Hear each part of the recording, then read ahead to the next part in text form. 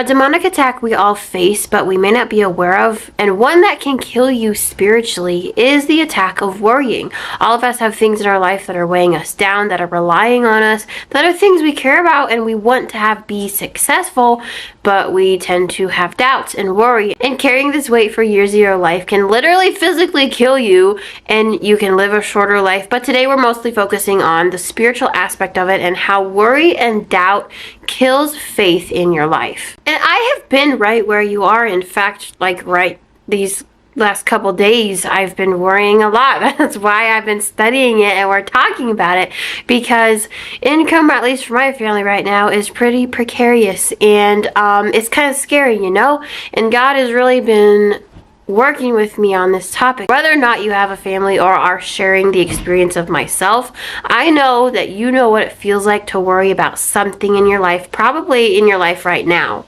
So worry at its core is basically a demonic rejection of God's promises, because as Christians we know that God is going to, cover us in the shelter of his wings. He is a fortress for us. He is a hedge of protection, and also he's a good father. He wants to give us good gifts. He says he's going to take care of us just like he takes care of the flowers and the birds, and he's going to provide shelter and food. But not only that, he gives good gifts, so he wants to go above and beyond our necessities and provide more. So when we're worrying or we're looking at a circumstance with doubt and fear, we're basically disbelieving God. We're not believing what he said. We're not believing who he is.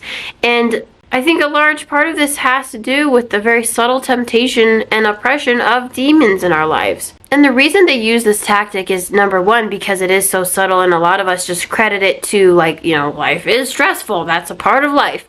But also, doubt and a lack of faith and worry can really, really jeopardize our spiritual walk, because we start to actually mentally doubt God and who he is and what he says. Because a lot of people don't realize that the way that you address God and the faith you have in him literally impacts what he does in your life. And so when we have doubt, then what we're doubting and what we're worrying to actually happen comes true, because we don't have faith in God. And if we don't have faith in God, then we hinder him, and then we turn around and say, God, you didn't actually do anything. You weren't there. It breeds a lack of faith, and faith is basically how we're saved. So, of course, Satan's going to use this against God, and we fall for it, I feel like, at least I can speak for myself, but basically every time. It's just so subtle, and it's so easy to be like, how's this going to happen, God?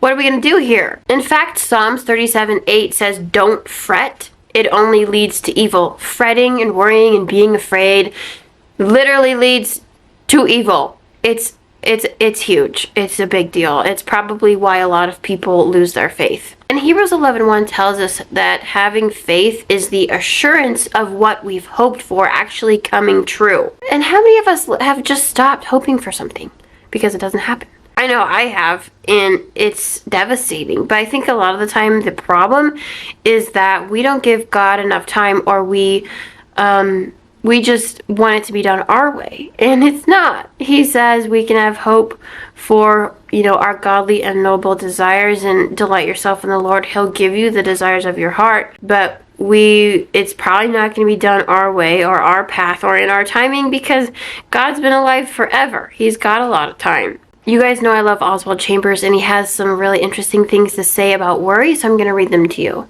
He says, when you fret, you place concern for yourself at the center of your life. And it is true. I mean, when we worry, I guess, again, I should speak for myself, but when I worry, I'm worried about, getting what I want.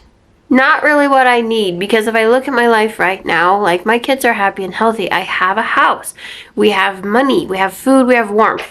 I don't need anything else. In fact, compared to a lot of people in the world, I'm already really, really blessed. So when I worry about getting what I want, I am just placing myself at the center of my world and not even giving God leeway to say, well, let's do this instead. Or what you want isn't really going to look like what you think.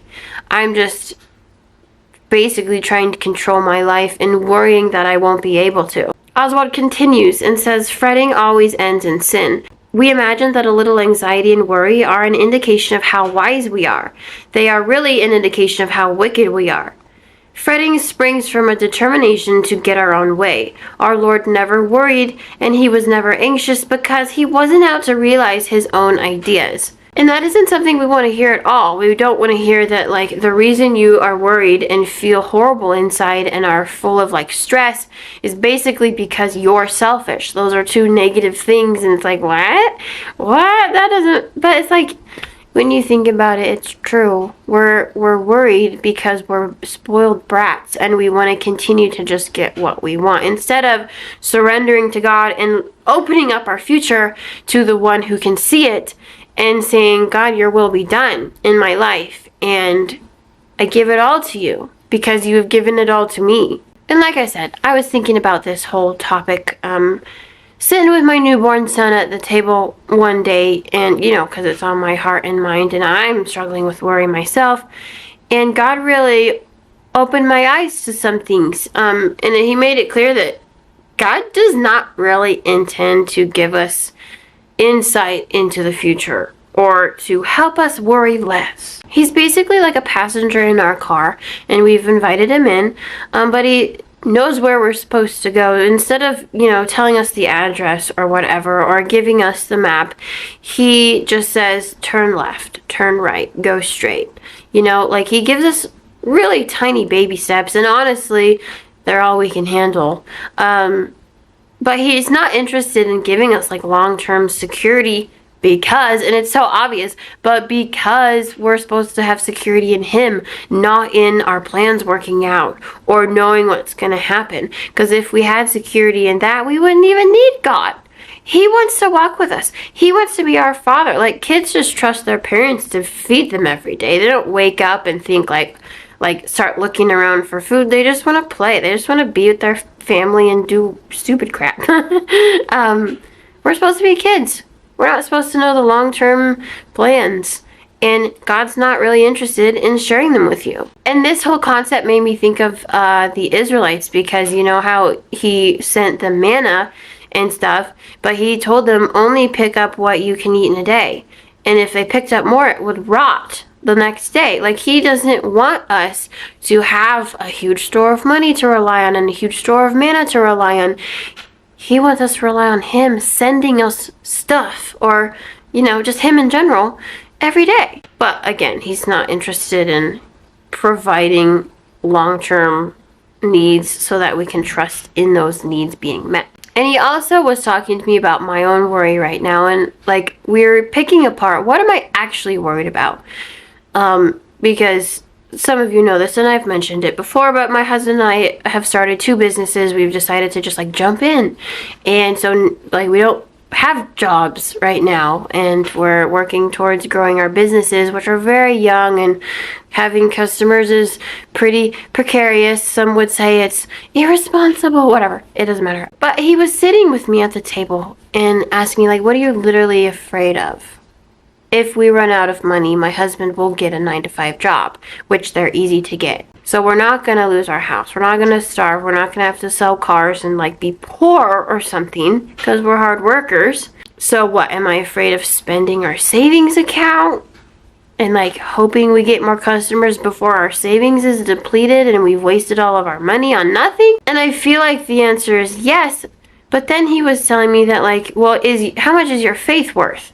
Because walking in faith through these couple months where our budget and money is up in the air and completely in his hands is going to grow my faith exponentially. Because before we take the leap of faith, we aren't growing our faith. You have to step off the ledge. I think of, like, Indiana Jones, you know, with the chalice one. That's pretty old now, but you probably know what I'm talking about.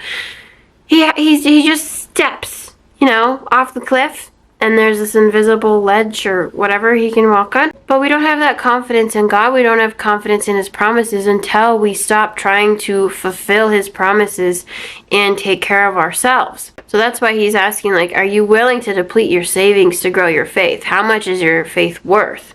Isn't faith more important than money? And the answer is obviously yes. It's just a matter of like focusing on what I can't see versus the numbers on my phone when I look at my banking app, which is something I can see.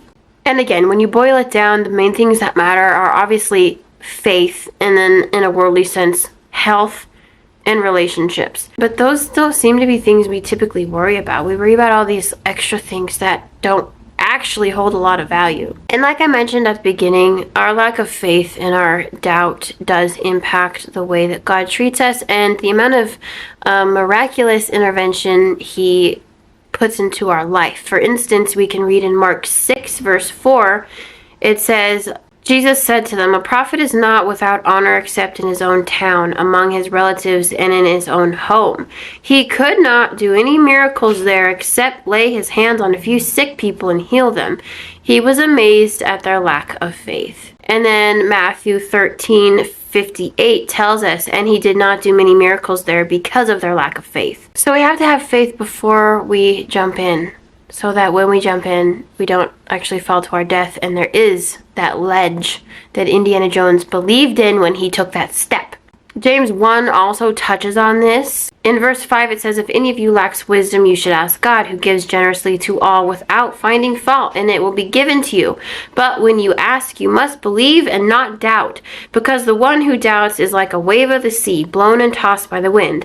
That person should not expect to receive anything from the Lord. Such a person is double-minded and unstable in all that they do." And the Bible talks all about this. In Hebrews 11:6, it says it's impossible to please God without faith. Ephesians 2:8 says we're saved through faith. Like, this is a big deal. Mark 9:23 says all things are possible for one who believes. And if you believe, you have faith. John 5:4 says our victory is our faith. And in Mark 10:52, we know that the blind man was saved by his faith. So obviously we know that faith is really important, and it can literally change our life and God's impact on our life. But it's like, okay, how do I grow faith?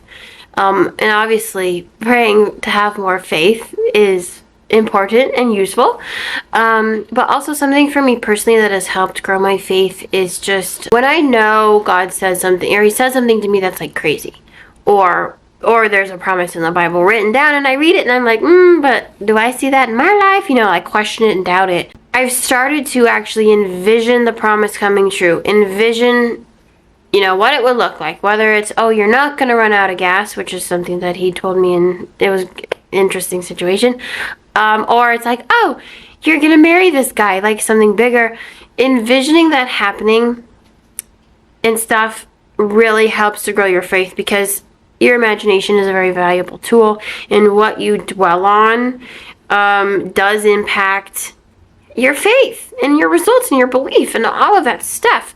So taking the time to envision success, or not even success, but God's promise coming true, can help you grow your faith as well. And here's also a really great warning from Oswald Chambers.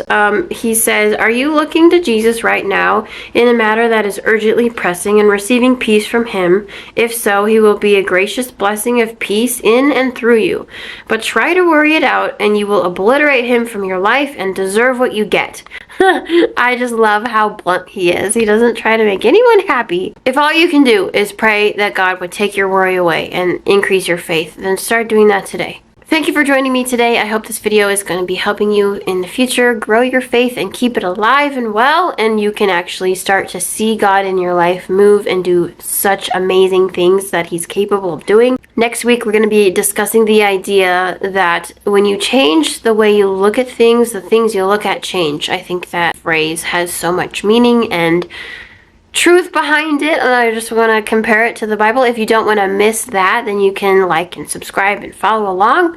But otherwise, thank you for joining me today.